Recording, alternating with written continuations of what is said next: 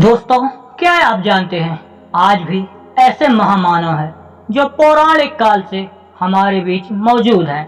वो भी कहीं न कहीं किसी अवस्था में हमारे आसपास विचरण करते रहते हैं। और अगर आप इनका नाम लेते हैं तो आपको कभी कोई बीमारी नहीं होगी और ना ही कष्ट होगा और ना ही किसी प्रकार की कोई भी परेशानियां होंगी। इसके साथ ही साथ आप बिना किसी परेशानी के 100 सालों तक जीवन जी सकेंगे। वो सब आप कैसे कर पाएंगे, उसके लिए आप इस वीडियो को लास्ट तक जरूर देखिएगा। अगर हम वैज्ञानिक नजरिए से देखेंगे तो हमें पता चलेगा कि जो मनुष्य धरती पर जन्मा है उसकी मृत्यु निश्चित है।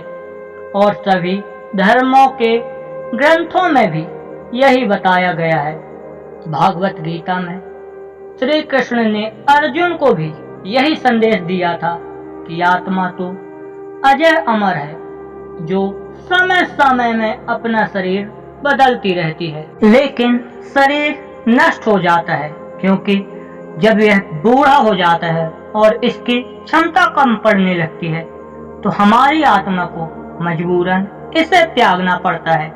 लेकिन पुराणों में ऐसे 8 लोगों को बताया गया है जो अपने कर्मों के कारण देह धारण किए हुए हैं, यानी वे अभी भी जीवित हैं, उनकी मृत्यु होना असंभव है।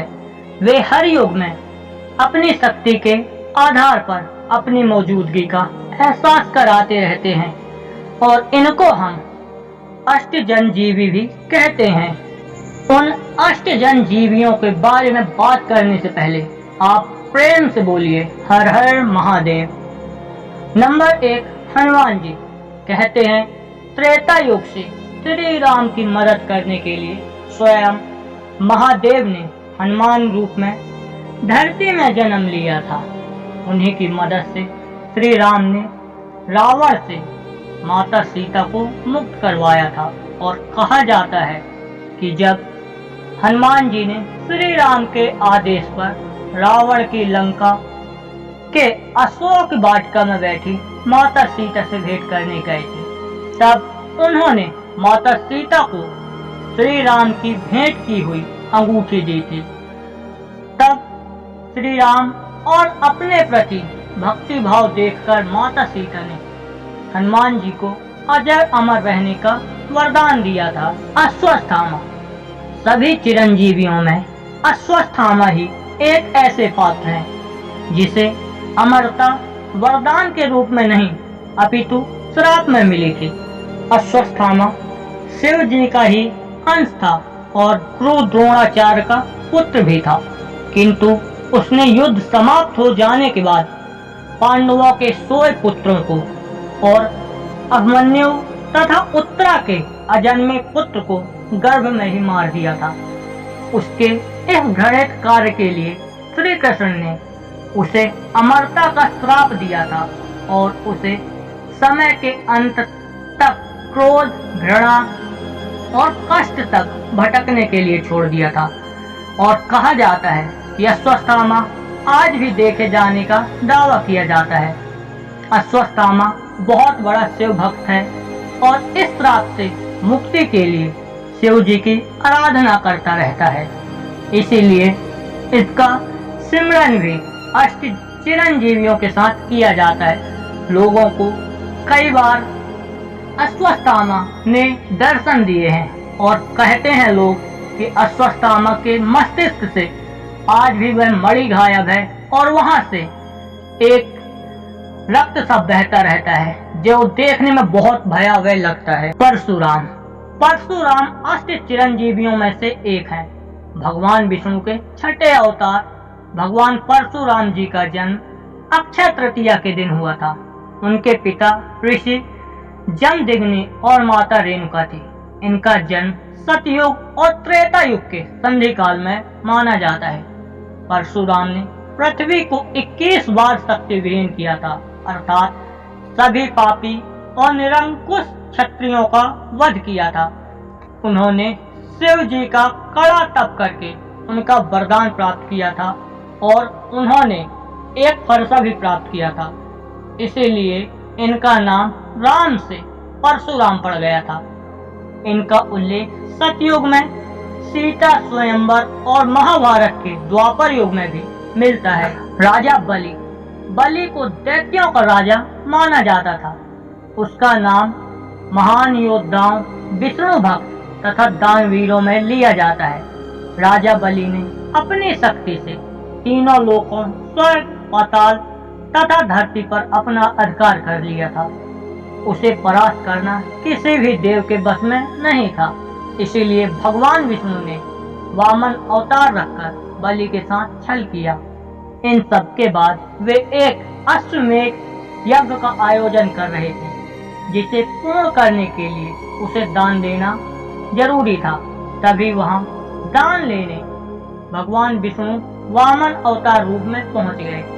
दैत्य गुरु शुक्राचार्य विष्णु जी के इस अवतार को समझ गए थे और उन्होंने बलि को सावधान भी किया था। और बलि दान देने के संकल्प से पीछे नहीं हटे। वामन अवतार भगवान ने 3 पग भूमि मांगी और राजा बलि ने 3 पग भूमि देने का वादा भी किया। प्रथम पग में भगवान ने धरती तथा दूसरे पर आकाश नाप लिया। अब तीसरे पग में रखने के लिए कोई जगह बची ही नहीं थी। तब बलि ने अपना सिर झुका दिया और अपने आप को दान दिया और कहा, यह सर आज तक किसी के सामने नहीं झुका है, यह मेरा अपना सर है। आप तीसरा पग मेरे सिर पर रखिए। और भगवान विष्णु ने तीसरा पग राजा बलि के सिर पर रखा और राजा बलि पाताल लोक में चले गए। तब भगवान विष्णु ने उनके इस दानवीर कार्य से प्रसन्न होकर उसे चिरकाल तक पाताल लोक का राजा बने रहने का वरदान दिया। विभीषण रामायण काल के प्रसिद्ध राजा हैं, जो रावण के अनुज थे। राक्षसों के वंश में रहते हुए भी उनमें राम नाम की लगन थी। वो सदैव ही रावण को धर्म के मार्ग में चलने का उपदेश देते थे, किंतु रावण ने उसे अपना अपमान समझा और इसके सिवाय कुछ उन्हें नहीं दिया। युद्ध के समय राम के पक्ष में वे आ गए और उन्होंने लंका से जुड़ी कई गुप्त बातें भगवान राम को बताई, जिससे उन्हें लंका जीतने में सहायता मिली। और भगवान राम ने उन्हें चिरंजीव तक रहने का एक वरदान दिया। महर्षि वेद व्यास भी अष्ट चिरंजीवियों में शामिल है। ये महर्षि पराशर और माता सत्यवती के पुत्र हैं। वे चारों वेद, ऋग्वेद, यजुर्वेद, सामवेद और अथर्ववेद का अनुवाद भी किया। इसीलिए इनके नाम के साथ वेद जोड़ा गया और इन्होंने 18 पुराणों की रचना भी की। महाभारत और श्रीमद् भागवत गीता की रचना भी की थी। इनका रंग सांवला होने के कारण इन्हें कृष्ण द्वैपायन भी कहा जाता है।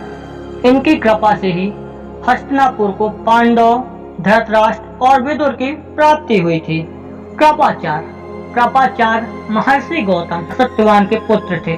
सत्यवान जब पैदा हुए तो वो बाणों के साथ पैदा हुए और बहुत ही निपुण धनुर्धर हुए। उन्हीं की भांति कृपाचार्य भी धनुर्धर बने।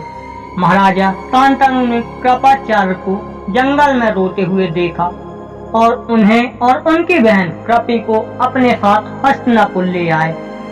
कृपाचार्य अपने ज्ञान के कारण हस्तिनापुर के कुलगुरु बन गए। इन्होंने महाभारत युद्ध में कौरवों की तरफ से युद्ध किया और बाद में पांडवों की तरफ आ गए। राजा परीक्षित को भी इन्होंने ही ज्ञान दिया था, जबकि उनकी बहन कृपी का विवाह गुरु द्रोण के साथ हुआ था। ऋषि मार्कंडेय का जन्म अल्प आयु के भाग्य के साथ हुआ था। वे शिव जी के परम भक्त थे। महादेव की भक्ति में हमेशा ही लीन रहते थे। जब इनकी आयु पूर्ण हो गई तब यमदूत इन्हें ले जाने के लिए आए, किंतु उस समय मार्कंडेय जी शिव की आराधना में बिल्कुल पूरी तरह तल्लीन थे। शिव जी के प्रभाव की वजह से यमदूत इन्हें ले जाने में असफल रहे। तब यमराज स्वयं उन्हें लेने आए थे। यमराज को सामने देख मार्कंडेय भयभीत हो गए और शिवलिंग से जाकर लिपट गए। यमराज ने उनके गले में यम फांस डाला और यह देखते ही शिव जी क्रोधित हो गए और वहां प्रकट हो गए और देखते ही देखते यमराज को एक जोरदार लात मारी। इससे यम दूर भयभीत हो गए और क्षमा मांगते हुए मार्कंडेय जी को चिरंजीवी होने का वरदान दिया। सभी लोग श्रद्धा से बोले हर हर महादेव।